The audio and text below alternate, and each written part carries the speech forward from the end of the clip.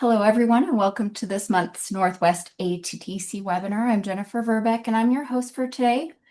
We're excited to have Dr. Hilarie Cash presenting for us today on internet and gaming disordered clients and some important ways they differ from substance use disorder clients. Next slide. We have a couple of quick housekeeping things. First, if you have any questions for our presenter, please type them into the chat box at any time, and we'll try to answer some of those as we go along. And if we don't get to those, we'll answer them at the end of the presentation. Next slide. You'll also be getting an email that has a link to a survey in it. Please make sure you're taking that survey, as it helps us bring the content you're most interested in, and it also helps us continue offering free or low-cost events such as this one. That email will also have a link to download the slides from today and a link to our website where you'll be able to find a recording, and that should be available later this afternoon or tomorrow. Next slide. Additionally, we'll be sending everyone who attends this live webinar a certificate of attendance, and it takes us about a week to get those out. You don't need to do anything to get the certificate unless you're watching this in a group. And if that's the case, please have someone in the group email us within a business day with the names and email addresses for everyone who wants a certificate. And you'll see our email up there on the slide. It's northwest@attcnetwork.org. Next slide. Okay, now I'll introduce our speaker. We have Dr. Hilarie Cash, who is the co-founder and chief clinical officer of Restart, which is a residential program for adults with internet and video game addiction. She has been in the field of internet and gaming addiction since the mid-90s and has co-authored several peer-reviewed journal articles on this topic. And with that, I'll go ahead and turn it over to Dr. Cash, and she can expand on that introduction. Thank you so much for joining us today, Hilarie. We appreciate your time. My pleasure. So I'll go ahead and share my screen now, and let's get started. All right, slideshow from the beginning. Okay, so hello everyone. I'm Hilarie Cash, and as you know from that introduction, I'm the co-founder of Restart Life, which is located in Duvall, Washington. So right here in my own backyard, because that happens to be where I now live. We only moved there recently. I maintain and have maintained for decades now a listserv where I just disseminate good, interesting news articles pertaining to the whole subject of internet addiction and screen use and its effects in our society and on individuals and so forth. If you have any interest in being added to that listserv, just feel free to write to me requesting that. My email address is here, hilarie.cash@restartlife.com. And I encourage you to visit our website. It's full of useful information. And if you ever want a tour of Restart, I'd be happy to give it to you, or someone could. It's really important that I don't want to be misunderstood as someone who is against digital technology. That would be absolutely silly. It is just absolutely integrated into the world in which we live, and we all benefit from it. So there's no question that it has enormous benefits. But there is a dark side, and the dark side is what I'm going to be talking about. So please don't think that I'm anti-technology. I'm not. The best definition I've found is this one in defining internet addiction. And I like talking about internet addiction more than specifically talking about gaming disorder because it is broad and there are so many activities online that people can engage in that have the potential to be addictive. I personally really prefer talking about internet addiction or what might one day be called internet disorder. So, in broad terms, I'm just going to read this to you. Internet addiction can be defined as a behavioral pattern of internet use encompassing a dysfunctional craving for the use of the internet for unregulated and excessive periods of time with accompanying significant psychosocial and functional impairments that are not accounted for by any other disorder. So that sums it up really well. This is written by and the book is written by Daria Kus and Hallie Pontes, who are leaders in research. They do really excellent stuff. So for you clinicians, I would highly recommend this book. So let's talk about what is recognized. And there are really only two behavioral addictions which have formal recognition in the ICD-11, which is put out by the World Health Organization. One is gambling disorder and the other is gaming disorder. So I'm going to go through this, um, and we'll come back and enlarge on certain areas as this training goes on. So first, impaired control. And I believe all of you on this call work with substance use disordered clients. And so you understand, I mean, all three of these things are going to be uh, criteria that you understand perfectly well. So impaired control over gaming and increasing priority given to gaming over other activities and continuation or escalation of gaming despite the occurrence of negative consequences. Now, this is exactly what I'm going to be going into depth on. What are those negative consequences? But I want to just give you an example to demonstrate this. So I had a client actually back in the early aughts who had been actually an ACE student. Unlike today's clients, he actually had a girlfriend. Um, he got a scholarship to an Ivy League university, but there, anxious, being a little fish now in a big pond, he completely just avoided going to classes, doing his work, all of that, and gamed excessively. And he lost control because he became addicted to it. So he was giving priority, going on to number two, he was giving priority to that over his university work, right? And in addition to that, he wasn't taking care of his health well. So he wasn't sleeping well, he wasn't eating well, he wasn't exercising well. He was just holed up in front of his screen. So over time, increasing priority given to the gaming, and then continuation or escalation in spite of negative consequences. He was kicked out. He lost his scholarship, dropped out, and that would just be a simple example of these three criteria. And it has to be severe enough to cause significant impairment. And it says here, evident for at least 12 months. That's actually not accurate. You can, I mean, it says it, but you can easily make the case if someone is having a very severe gaming disorder and it developed over just a few months, which does actually commonly happen.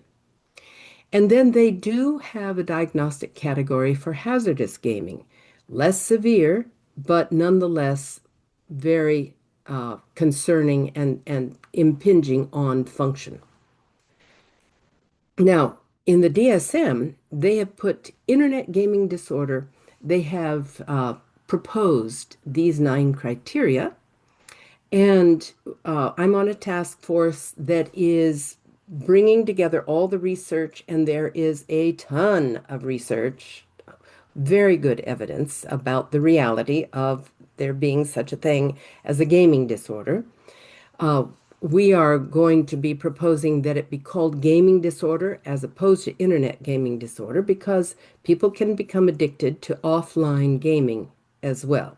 It doesn't have to be internet based. So here are the 9 criteria: preoccupation. And so I invite you actually, just think about your SUD clients and how they might come to you preoccupied with, you know, jonesing and preoccupied with where they meeting up with their friends and getting high again. Uh, what's happening often with our clients is that they are, reliving video game play, and anticipating future play, strategizing how they're going to do it, things like that. Withdrawal symptoms. I've met many a clinician who has claimed there are no withdrawal symptoms when you take away gaming, and that is so very, very definitely not true. First and foremost, boredom. We're a small facility, an 8-bed facility. Our clients come in, they're young adults, mostly male, and they go through withdrawal. And for them, the withdrawal, what they complain about the most is boredom. And we've found that that withdrawal lasts for about a month. And then they start to, their brains are coming up back to normal functioning, and voila, they're figuring out sort of how to be with themselves, how to be with others, how to address their boredom. But boredom is a big one. An emotional dysregulation of many sorts, like irritability, angry outbursts, anxiety, sadness, depression, which I need to add to this, vivid dreaming often, and vivid dreaming about games, and general lethargy and lack of motivation. These are very common withdrawal symptoms. As I say, it lasts maybe a month, for some people less, for some people more, but on average, I would say a month takes care of it for most people. Um, and then and if they come to us in denial, often by the time a month has passed and they're through their withdrawal, uh, they're starting to own up to how addicted they have been. Tolerance, needing to spend increasing amounts of time in the games. And often what this looks like is, if you think of a kid who's been given a handheld device with a very simple game, they get bored with that game and it's not fun anymore. And then they want something new, or as they get older, they want something more complicated. They want different genres of games. So they just become tired of what they've got, and that is, and their sense of being tired of it, and they need something else to be stimulated the way they want to be stimulated. So that's tolerance. Unsuccessful attempts to control the gaming. I think we all probably can think of examples of somebody who said, I need to really stop doom scrolling, but they're right back at it. Or now, if you're if we're talking about a younger child, they may absolutely never have attempted to control their gaming. Their parents have probably attempted to control it unsuccessfully. The kids have found workarounds, but the child, him or herself, has doesn't have enough perspective to understand that they need to be controlling their gaming. And so just keep that in mind when if you're in a situation where you're diagnosing. Um, Loss of interest in previous hobbies and entertainment. Again, keep in mind that for many children, well, and adults who were once children, if they got into gaming when they were 3 or 4 years old, they may never have developed any other hobbies or any other forms of entertainment and play. So they may never have lost an interest in those things. They've just only been interested in gaming. And then, a continued excessive use despite problems. This is what I'm going to get into much more of further down. And deceiving, all addicts deceive, right? It just goes with the territory. Um, and gaming to escape or relieve a negative mood. I mean, we all, I think, might do this at times. It's just that the person who's addicted is going to be doing it, uh, is not going to be able to tolerate uncomfortable feelings, will always be escaping uncomfortable feelings. Um, and then jeopardizing or losing opportunities. And, our clients are typically young adult males who have pretty much universally failed out of college. There would be a good example of that. Um, so there's always a progression, right? And as the ICD-11 acknowledges, there is such a thing as hazardous, risky, or problematic gaming, kind of before it reaches the truly disordered state. And within the state of disordered gaming, where someone meets criteria, uh, there still is a wide range of how severe the gaming might be. So when does that become overuse? And it really, I encounter this problem, this question all the time, like how much screen use is too much? And it can be hard to figure that out because it is so common. It is really everywhere, absolutely ubiquitous in our lives.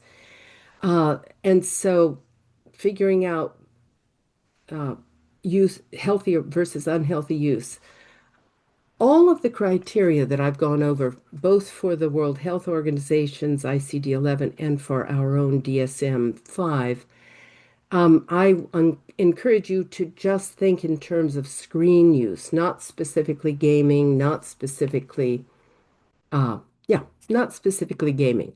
Broaden it out in order to, but still apply those criteria when you're trying to figure out what is healthy versus unhealthy use.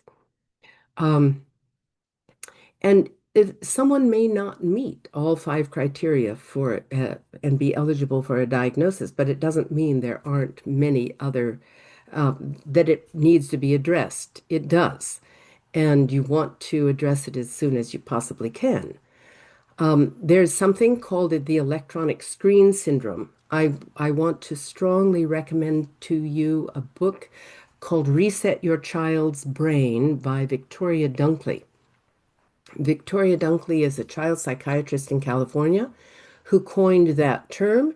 And she said, look, you can have a child whose nervous system is so overstimulated that they present, their symptoms present as ADHD, terrible emotional dysregulation, oppositional, and the problem may simply be no more than they are overstimulated, chronically overstimulated by screen use.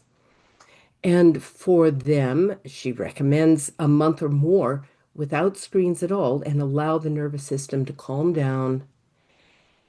And once that happens, and during that time, she says, you know, during that time, the parents can figure out what the rules actually need to be and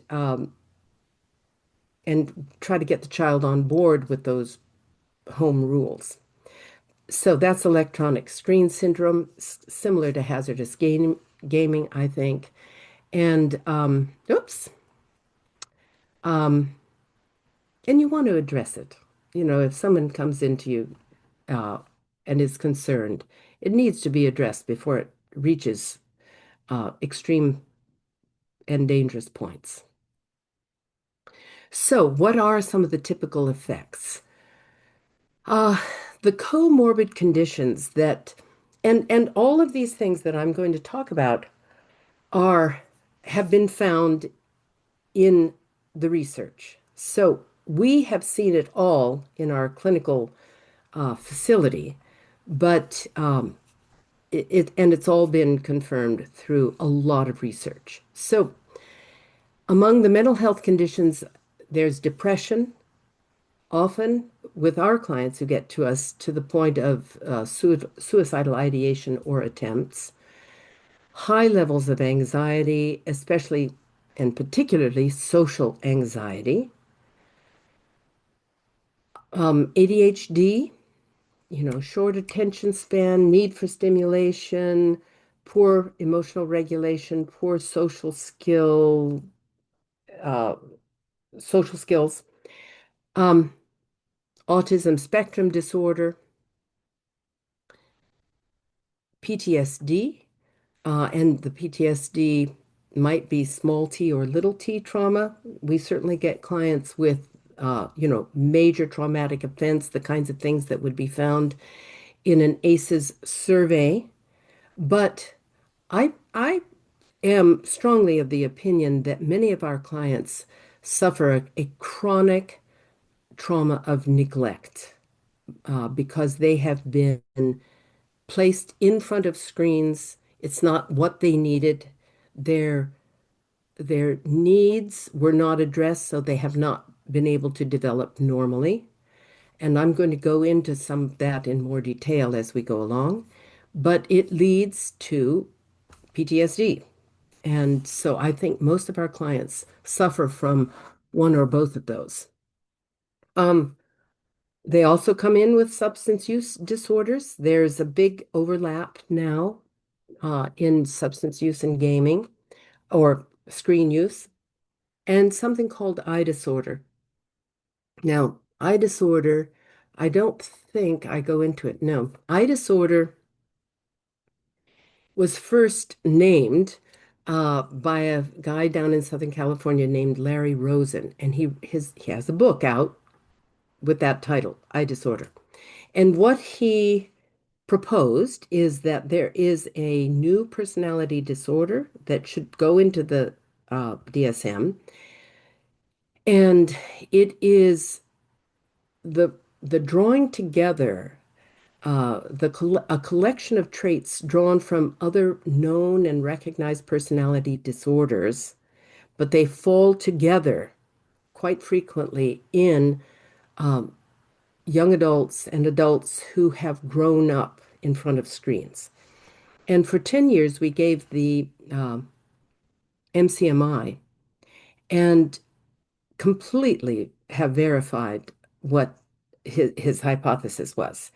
And the traits that are showing up are traits of dependency, traits of avoidant personality disorder, antisocial, narcissistic, and then a smattering of others.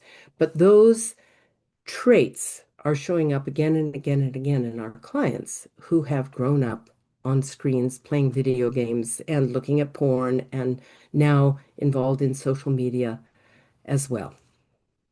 Now, when somebody comes in with these mental health conditions, we are always just a little bit skeptical about what that means, when they come in with those diagnoses. Because what we've found is that for about 90% of our clients who come in with depression, that depression lifts after the detox period. After they've been with us long enough, the depression lifts. Anxiety improves along with the depression lifting, although that is much more related, I think, to the eye disorder. So it's harder to remit. Um, think about not autism yet. I'll talk first about ADHD. Think about a child who's been playing video games all of their childhood. Those video games are highly stimulating and they demand a very quick response time. So it's scan and react, scan and react, scan and react. And essentially, their brains are getting wired for short attention span. Uh, And so I'm always just a little skeptical. Do they have a true genetic ADHD? They certainly present as having ADHD. What is its origin? In a way, does it matter? The way it might matter is in the prescriptions that they might be given. Because if you've got somebody who really does not have, who just has a brain wired for stimulation and short attention span, and you put them on Adderall or one of the other stimulants, you might be simply creating an addict to a substance rather than somebody who truly needed that particular kind of stimulation in or stimulating substance in order to just function normally. So it's again, we're skeptical. Autism spectrum disorder, uh, exacerbated by screen use, I think much of the time. And there's a whole field of research now looking into the creation of autistic-like symptoms in individuals who may not have the genetics for autism. And if you put uh, a screen in front of a very young child, they may attach to the screen more than to people. And through that process of being on screens rather than interacting with people, they begin to develop the symptoms of what we call autism. Uh, Slower language development, and these things are well documented. Slower language development, and not being good at reading social cues, high social anxiety as a result. Anyway, we're just a little skeptical about it. Um, so that's for the comorbid mental health conditions. As far as academic work problems, I've already talked to you about the failing out or failing grades, school refusal, job losses as a result of people not showing up or not being able to perform well. We see this with our clients all the time. Social problems. The isolation in front of a screen leads to high levels of social anxiety, and then the social anxiety keeps them locked behind the screens where they feel safe. But all of this means that they are going to have deficits in terms of developing social skills. There's there always is conflict with the family in our experience.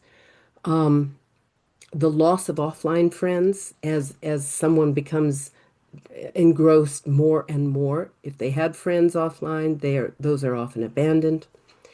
And then the development of what we call an intimacy disorder. And intimacy does not have to mean sexual intimacy. Intimacy means knowing how to initiate, build, and maintain a healthy, intimate relationship.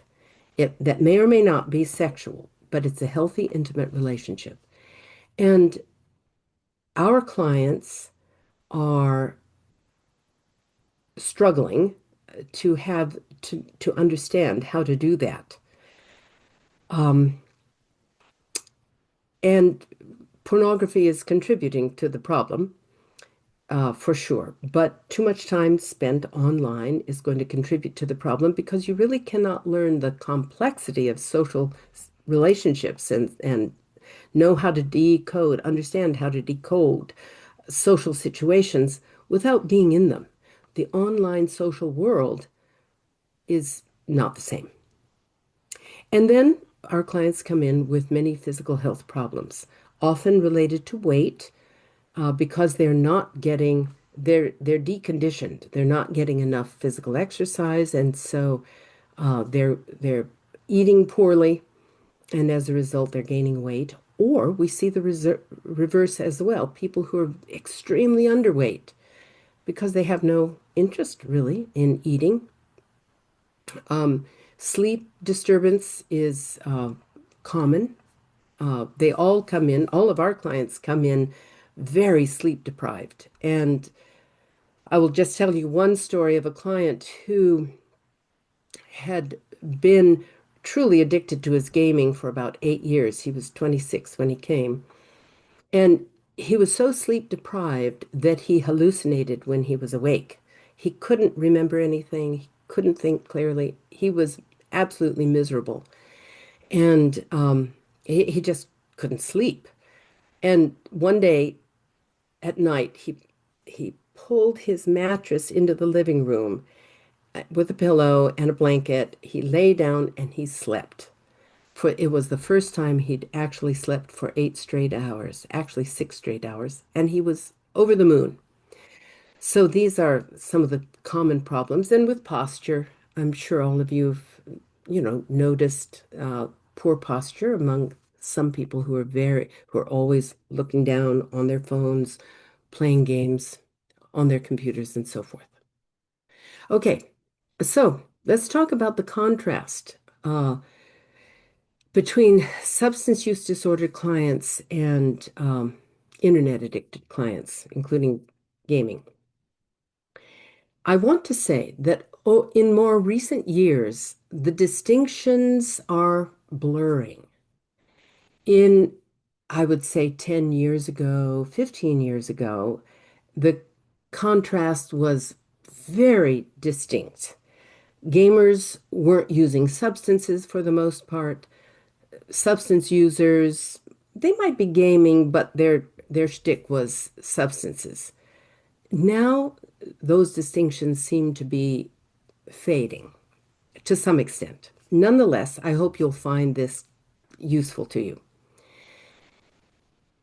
I think it still would be the case that the age when people begin their substance use is going to be, 12 to 14 or 15.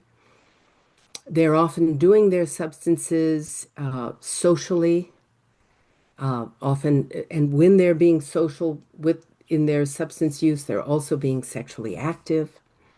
They often are more physically active, and they develop an ease of navigating the world just because they have to. If you're a teenager and you've got to get your drugs, you've got to figure out how to navigate the world. Now, this is part of what is changing. Now, drugs are becoming easier and easier for kids to get online, and so they don't have to learn the same skills of navigating the world. So this is part of what is beginning to change.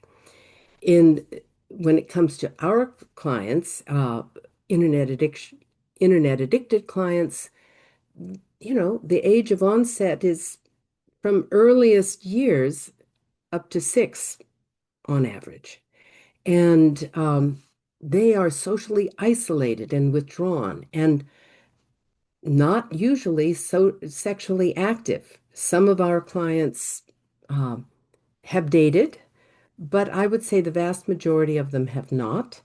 And they masturbate to porn, but that's about it for the vast majority of them. They are physically inactive in front of their screens and extremely uncomfortable navigating the world. Uncomfortable making phone calls, uncomfortable riding a bus, uh, uncomfortable, don't want to learn to drive a car. They don't want that level of independence that I think many with substance use disorder do want to have independence out in the world, to be left alone. Our guys want to be left alone in the home and taken care of. Substance use disorder clients, more independent in my experience. These are just some statistics on the rate of internet addiction. Vast variations, vast, vast variations. And part of the variations have to do with culture, and some have to do with the research factors, using different criteria, different methods of approaching the research. So, uh, but you can see that there, the use is nonetheless quite extensive. And so, how do we account for the high rates of use? And I think we can chalk it up to a combination of things like social norms. I don't know if you're familiar with Jonathan Haidt's work, but he has written a brilliant book called The Anxious Generation, which I highly recommend to you. And he's looking more at the effects of social media, and he's working on the book now on video games and pornography. But as I've been talking about, when you grow up in front of screens, uh, you are likely to be, uh, you just have a much higher risk of actually becoming addicted. So there's the social norms that make that seem perfectly okay, the social norms that tell parents, you should let your kid do this, everybody else is doing it, right? And then parents themselves modeling that behavior. The the people we were working with, the young adults we were working with 15 years ago are now some of them parents themselves. And if they didn't get treatment, uh, or they didn't get successful treatment, now they're on their devices, they're modeling the use of those excessive use of those devices. And then screens are in schools. And I'm not talking just about schools allowing kids to have their smartphones in schools, but schools be using screen-based learning uh, increasingly. Now, it's very interesting. There is truly a growing movement, and more states have uh, passed laws saying no smartphones in schools, bell to bell. And that is, and there are many accounts of how that improves the experience both for the teachers and the administration, but also for the students. So that's an encouraging sign. The use of screen-based learning, which has been, is being adopted around the world more and more. There are countries that have pulled back on that and said, we're not happy with what we're seeing. And as you may know, all the countries' standings in terms of academic achievement are graded and placed in order. And one of the highest ranked countries is in uh, Northern Europe. Sweden, I believe, is the country that said, okay, the best thing for our students is going to be to adopt a lot of screen-based learning. And they discovered that their standing in the world dropped precipitously. Students were not doing well academically, and so they have completely reversed that. America's standing in the world is also declining. As so, there's this strong negative correlation between the use of screens for learning and successful learning. And then we also need to understand that there are people paid to create the most addictive designs they can for every application online. And it's known, a term for it is persuasive design. And there are psychologists who are paid to help design things so that people don't get off. They just stay there. Okay. So the substances that are used by gamers, alcohol, absolutely. Psychedelics, absolutely. And then performance enhancing drugs. I don't know if you've ever run across this, but if you were to do a search online for marijuana shops uh, to enhance gaming, you will find hundreds of them, probably thousands. And they will say things like, if you want to up your game competitively, this is the type of marijuana you should purchase. If you want to just have a mellow, non-competitive experience, this is the other kind to purchase. Caffeine use among gamers is through the roof. Nicotine use, vaping for the most part, is common. Prescription stimulants like Adderall. And was new to me, a narcolepsy drug called uh, modafinil. I had not come across that one. And then just anything that's purported to improve cognitive function. Um, so all of these are uh, used by gamers and people who are very, very involved in the internet and want to, are competitive there and want to up their game. Okay, so media experiences are merging. I've actually been in this field for so long. I've just watched this happening. Um, and there didn't used to be really social media. There were some forums where people could go, chat rooms where people could go. But, social media is, from my perspective, relatively new. Um, but AI is now involved in all of it. So virtual reality, augmented reality, video games of all sorts, social media of all sorts, gambling, getting into the dark web, which is easy to do if you're curious and want to go there. Um, Shopping online, and shopping doesn't just mean what I think of when, somebody says to me, "Oh, I'm going to go shop online." I'm thinking they're going to go, shopping for shoes or camping equipment or something. But shopping also means shopping for gear in video games, which is very, very common. It's how video games these days, so many of them actually make their money. They are free. It's called the freemium model. Those games are free to play, uh, but you have to buy. People are enticed into buying things in order to improve their game or just look cool or whatever.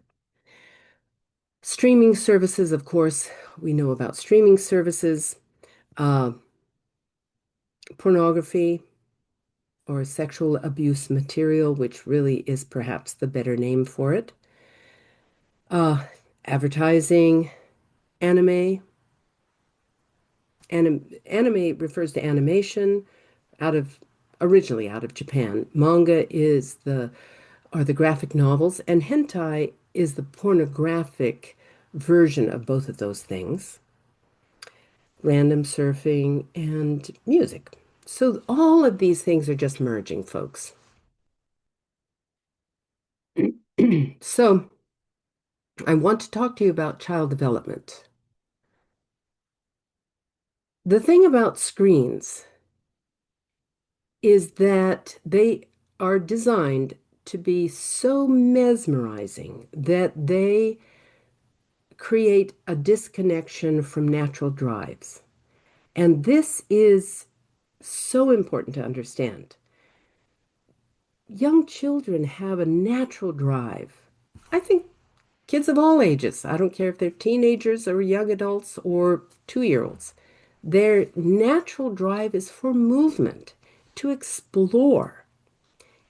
But if they are mesmerized in front of a screen, they won't be doing either of those things.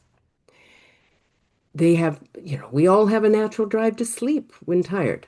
That can be overridden. To eat, that can be overridden. To interact socially and form attachments, all of that can be, interrupted. To urinate and defecate, there are gamers who will wear diapers so that they don't have to interrupt their game. To be creative, to daydream, to be curious about the world. All of these are it's part of our nature, our human nature. And yet all of these things can be disrupted by the early introduction of screens to kids, letting them be online at too young an age, for too long, and with inappropriate content. All of this can be interrupted.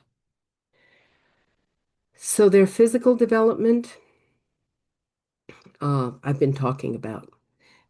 Their emotional and mental health, all of this stuff I've already been talking about. I do want to pause here to talk a little bit about their cognitive development. The research is coming in. the neuroimaging research is making it absolutely clear that children who are excessively online, engaged with the online world of gaming and social media, their cortex here, which is the seat, the last part of the brain to develop, the most critical human part of our brain, which allows us to interrupt impulses, really think about and consider what it is we want, set goals, implement steps toward those goals. Those are cognitive processes that involve the prefrontal cortex here. That cortex development uh, is reduced in people who are addicted to the internet, and that has now been demonstrated. Their social development, I've been talking about it. Their sexual development. So think about um, and their sexual development because of largely because of pornography.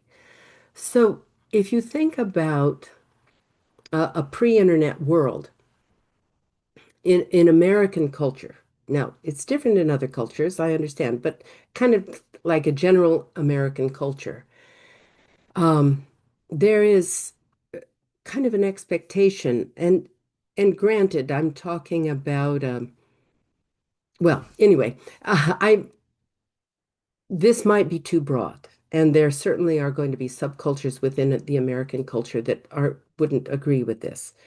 But broadly speaking, the teenage years are the years when, hormones are rising up and people who are attracted to each other need to figure out what they're going to do about that. And and it used to be that kids would, learn how to be friends with the people that they were attracted to, and then hang out together in groups. And then as they got older, maybe go on a date. And and then through that dating process, begin to figure out, um, develop their skills through experience with dating, and eventually learning how to bring sexuality into those relationships. Well, that's out the window for young people today, for the most part. Um, there is uh, often now an expectation for immediate sexual involvement, and um, and for many of our young people who have been exposed to porn, and they pretty much all have been, then their ideas about what is sexuality, what are they supposed to do together, is going to be based on what they see in porn. And that can be very problematical for the development of healthy intimacy.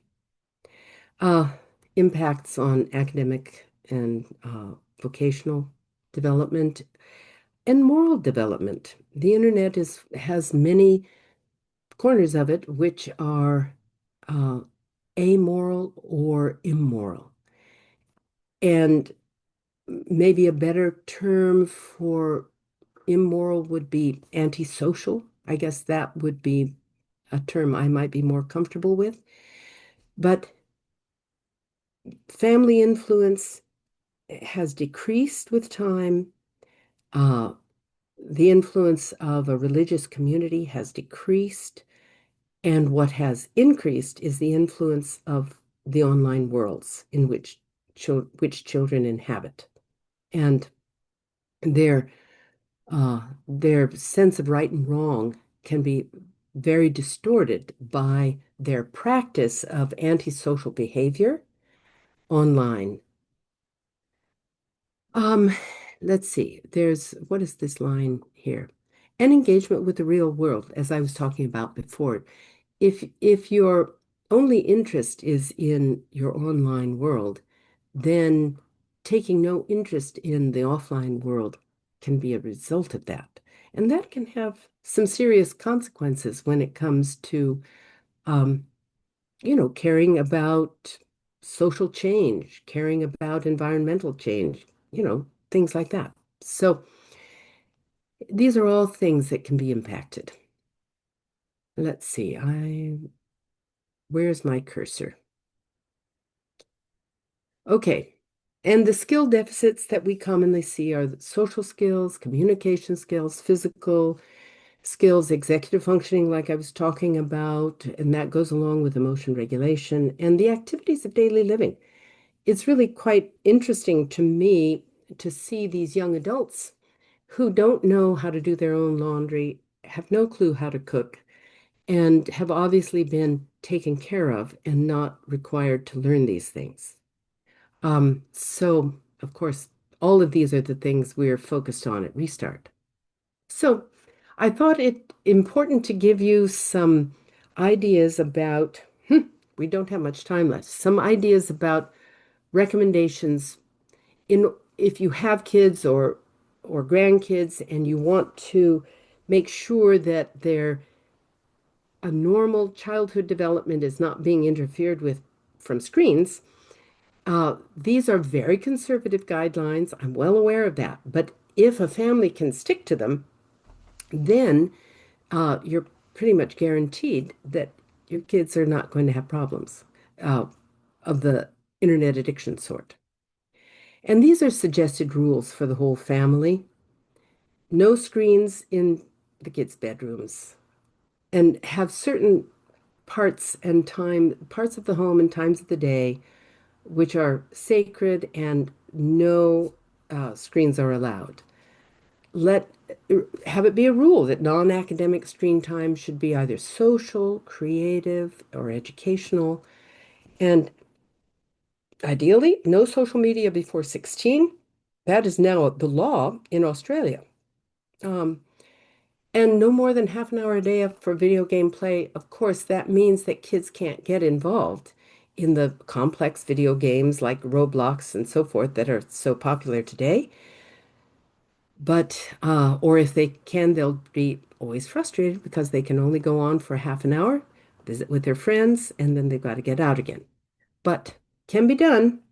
And if you go to some of the resources that I have included or that will be sent to you, those resources, you will hear testimony from families that have taken these hardline conservative approaches very successfully. Um, our eyes need a break, so every half hour. Unitasking, much better than multitasking. Um, and letting parents have access to devices and weekly family meetings to review how things are going and making adjustments. This all sounds well and good, and I know how very hard it is to implement. The younger the kids are, when these kinds of rules are implemented, the better it goes. If you're trying to intervene with teenagers, it's much, much, much harder. Okay. It helps to take breaks from screens. 1 day a week, 1 weekend a month, 1 week per year, 1 month or more to detox entirely. So, what level of care is needed? I'm not going to go over all these things. You are aware that there are many different kinds of options that people may have. I will just say, though, what I do want to say is that regular individual outpatient is, in my experience, and I have many years of experience with this, not very successful unless the individual coming is highly motivated and willing to uh, give up the internet, just as with a client who's got an active substance abuse disorder going on.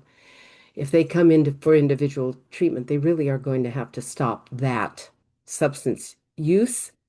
And for individual therapy, if we're talking about adults, they've got to be highly motivated and really ready to make big changes for that individual work. Now, when it comes to kids, working with the parents is the way to go. And I'm a great believer in group therapies, so getting people who need to be in groups into groups is great. getting them involved in 12-step work, be they the addict or the family, the non-addict, 12-step work is where it's at.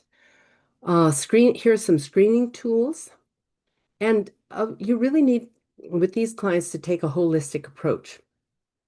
It's because of all of the damage in terms of child development that will have occurred with your uh, internet addicted and gaming addicted clients. You really have to take a holistic approach to developing a whole lifestyle, recovery lifestyle. That's not new, but really working on their skill deficits, their physical health, relationship health, community support, um, and then, of course, addressing what are the psychological problems that have been driving, the escapist and addictive behavior.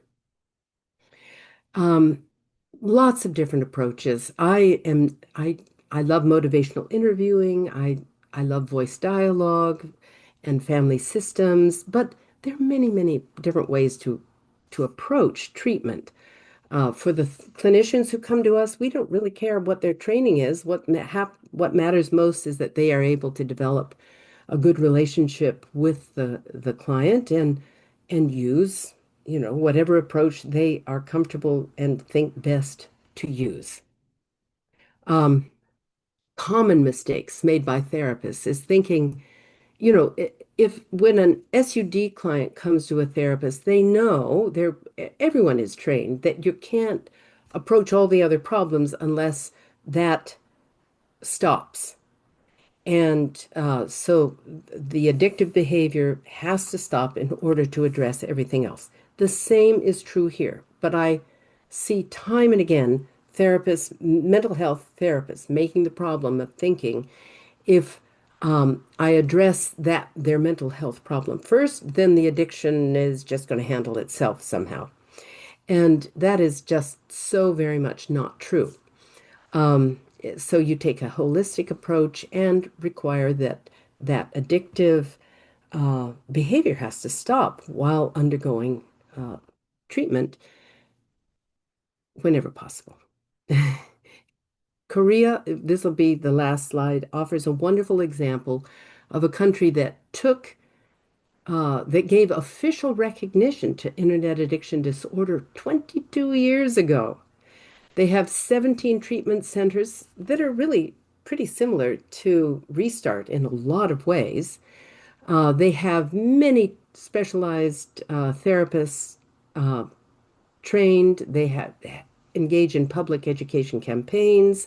They have curriculum in schools, and they screen for tech addiction starting at age 10 in the schools and are sent at government expense with parental help as they can for treatment. Like 2 weeks of detox when I last heard about this, followed by 6 months or more of individual and family therapy. I mean, I'm impressed. Okay, I think that brings us to the end, so I'm happy to take questions. Thank you, Dr. Cash. I really appreciate you being here and for the very informative slides. A lot of people were asking about them, so I put the link in the chat, and so did Meg. I put a couple of notes about our next webinar and also the link to our survey, so make sure that you're filling that out. I think we have enough time for a question or two. Could you please talk about the association of ADHD and gaming disorder? Is it clear whether gaming disorders cause ADHD symptoms in the absence of a person having that prior? Um, I don't know of research that has been done to answer that question. So I think that is kind of on the list of things that need to, be addressed in by the research community. So my speculation about that is speculation. Fair.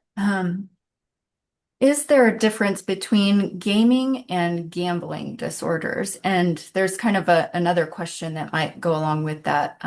Are slot machines considered to be gaming since they are digital in today's world? No, I don't think they would. They get called.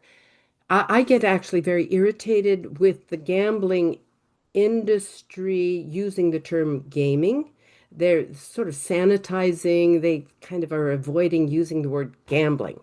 Slot machines are gambling, they're not video gaming. And so, what was the first question, though? It was kind of what is the difference between gaming Gaming and and gambling? gambling disorders? Um, I mean, they're very similar. They're operating on very similar intermittent reinforcement, right? So when you're gambling, you don't know you make an action, you put money down or something of value, you're betting something of value on the chance that you will win. That's gambling. And that same principle, and but you don't know, it's not predictable, it's unpredictable. And that is called intermittent reinforcement. And that intermittent reinforcement is at work in all video games. But there are more and more gambling elements built into video games, like loot boxes. Loot boxes are, if you're playing the game and you come across a loot box, or they might be called a crate or a chest, and it's something you pay. So you're spending something of value. You pay for the chance that you will gain something of greater value to you when you open the loot box. So that is gambling. And so that's an example of gambling elements that are built into almost all the popular video games. And we have a lot of concern about that, essentially setting children up for having serious gambling problems later in life. Because, there's no age restriction. You can be a 4-year-old in playing a game of Roblox and there's a loot box and you've gotten parental permission or you've gotten hold of your parents' uh, charge card and you're able to pay to open the loot box to get something you're hoping you'll get something you actually want for the game. So there's a lot of concern about it, how much gambling has entered. And of course, we're not even talking yet about sports betting, but sports betting is another online gambling activity, which is different from video games. But they have, but many of the video games now have these kinds of gambling elements built into them. Thank you, Dr. Cash. Appreciate that clarification. This is we have gone over our time slightly. Sorry, we didn't get to the rest of the questions, but thank you, Dr. Cash, for joining us today and for your time. We really appreciate you, and thank you for our participants joining us today. We'll have all of this information up on our website, and you'll get a link later today. Thank you so much.